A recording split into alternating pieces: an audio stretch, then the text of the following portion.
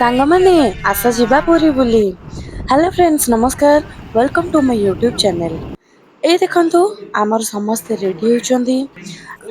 ଯେବେ ଯୁଆଡେ ଆମେ ସମସ୍ତେ ବୁଲିବା ପାଇଁ ବାହାରୁ ମୋର ବହୁତ ଲେଟ୍ ହୁଏ ବାହାରିବା ପାଇଁ, ତ ମୁଁ ସେଥିପାଇଁ ବହୁତ ଗାଳି ବି ଶୁଣେ। ତ ଫାଇନାଲି ଏବେ ସମସ୍ତେ ଆମର ରେଡି ହେଇଯାଇଛନ୍ତି, ଏବେ ସମସ୍ତେ ଗାଡିକୁ ବି ପଳେଇଲେଣି।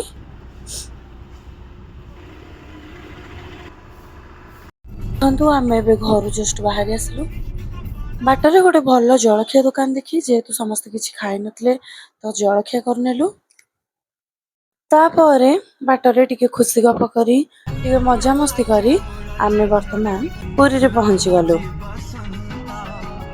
ଜୟ ଜଗନ୍ନାଥ। ତ ପୁରୀରେ ପହଞ୍ଚିକି ଆମେ ପ୍ରଥମେ ଯାଇଥିଲୁ ବିଚ୍ କୁ। ଯାହାବି କୁହନ୍ତୁ ସାଙ୍ଗମାନେ, ବିଚ୍ ଆଗ ସାମ୍ନାରେ ଯୋଉ ଲଜ ଗୁଡାକ ଯୋଉ ହୋଟେଲ ଗୁଡାକ ଅଛି ବହୁତ ସୁନ୍ଦର। କିନ୍ତୁ ଦୁର୍ଭାଗ୍ୟର ବିଷୟ ଏହିକି ଯେ ଆମେ ସେଇ ସବୁ ହୋଟେଲ କି ଲଜ ରେ ଆମେ ରହୁନୁ। ଆମେ ଅଲଗା ହୋଟେଲରେ ରହୁଛୁ। ଫାଇନାଲି ଏବେ ଆସିକି ଆମେ ପହଞ୍ଚି ଯାଇଛୁ ବିଚ୍ ରେ। ହେଇ ଦେଖନ୍ତୁ ଆମର ମିସ୍ ଇଣ୍ଡିଆ ବସିଛନ୍ତି ଏଠି ଆମ ଛୋଟ ଛୁଆକୁ ଧରିକି। ଏବେ ଆମେ ଯାଉଛୁ ଗାଧୋଇବା ପାଇଁ। ଏମିତିରେ ବି ସେ ସମୁଦ୍ର ପାଣିରେ ଗାଧୋଇବା ପାଇଁ ମାନେ ତାର ପସନ୍ଦ ନୁହଁ। ତ ଯେହେତୁ ସୋନାର ପସନ୍ଦ ତ ସିଏ ଯାଇଛି, ସେଥିପାଇଁ ସେ ବେବିକୁ ରଖିଛି। ତାର ଗାଧୁଆ ପାଧୁଆ ସରିଗଲା ପରେ ସେ ଯିବ, ତାପରେ ସିଏ ଆସିବ ଟିକେ ମଜାମସ୍ତି କରିବା ପାଇଁ ଆଉ। ସମୁଦ୍ର ପାଣିରେ ଗାଧେଇବା ପାଇଁ କିଏ ଖୁସି ହଉ ନ ହଉ ଆମ ପିଲା ଦିଟା କିନ୍ତୁ ବହୁତ ଖୁସି। ହେଇ ଦେଖୁନାହାନ୍ତି କେମିତି ଚାଲିଛି ତାଙ୍କର ମଜାମସ୍ତି। ତ ମୁଁ ମୋର ଭିଡିଓ କ୍ୟାପଚର କରିବାରେ ବ୍ୟସ୍ତ, କାହିଁକି ନା ପାଣି ଭିତରକୁ ମୁଁ ବି ଯାଏନି। କାହିଁକି ନା ପାଣିକୁ ମୋର ବହୁତ ଡର, ସେଥିପାଇଁ ମୁଁ ବାଟରେ ହିଁ ସବୁ ଏନ୍ଜୟ କରେ। ସମୁଦ୍ର କୂଳରେ ବସିକି। ମୋ ସ୍ୱାମୀ ଭାବିଲେ ମୁଁ ଫଟୋ ଉଠେଇବା ପାଇଁ ତାଙ୍କୁ ଡାକିଛି, ସେଥିପାଇଁ ଆସିକି ପୋଜ୍ ଦଉଥିଲି। କିନ୍ତୁ ମୁଁ ଭିଡିଓ ବନଉଥିଲି, ସେ ସେଟା ପରେ ଜାଣିଲେ।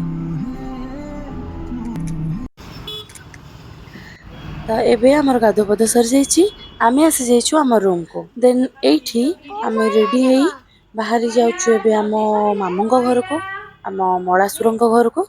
ଆକ୍ଚୁଆଲି ପୁରୀ ହଉଛି ଆମ ମାଙ୍କର ବାପ ଘର। ତ ଏବେ ଆମେ ଆସିକି ପହଞ୍ଚି ଗଲୁ ଆମ ସାନ ଆଈଙ୍କ ଘରେ। ଆମ ମାଙ୍କର ଖୁଡିଙ୍କ ଘରେ।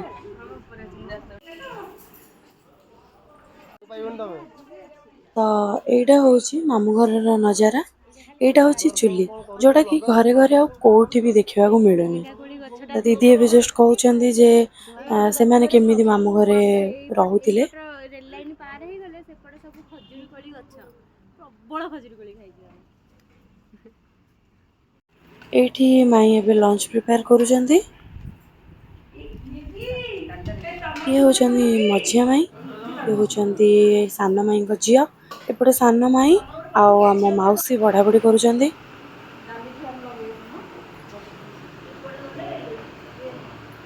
ବଡ ମାଇଁ ବି ଅଛନ୍ତି, କିନ୍ତୁ ବର୍ତ୍ତମାନ ପାଇଁ ସେ ଘରେ ନାହାନ୍ତି। ତୁ କଣ କରୁଛୁ ଏଠି? ଆସେ ଆରେ ଲଞ୍ଚ ସାରି ଦେଇ ଏବେ ଆମେ ଆସିଗଲୁ ଟିକେ ରୁମକୁୁ ରେଷ୍ଟ କରିବା ପାଇଁ। ତ ଏବେ ଆମର ଇଭିନିଂ ହେଇଯାଇଛି। ତ ଏବେ ଆମର ପ୍ଲାନିଂ ହେଲା ଆମେ ଯିବୁ ମନ୍ଦିରକୁ ଠାକୁରଙ୍କ ଦର୍ଶନ କରିବା ପାଇଁ। ଦେଖନ୍ତୁ ଆମେ ଆସି ପହଞ୍ଚି ଯାଇଛୁ ଠାକୁରଙ୍କ ପାଖରେ।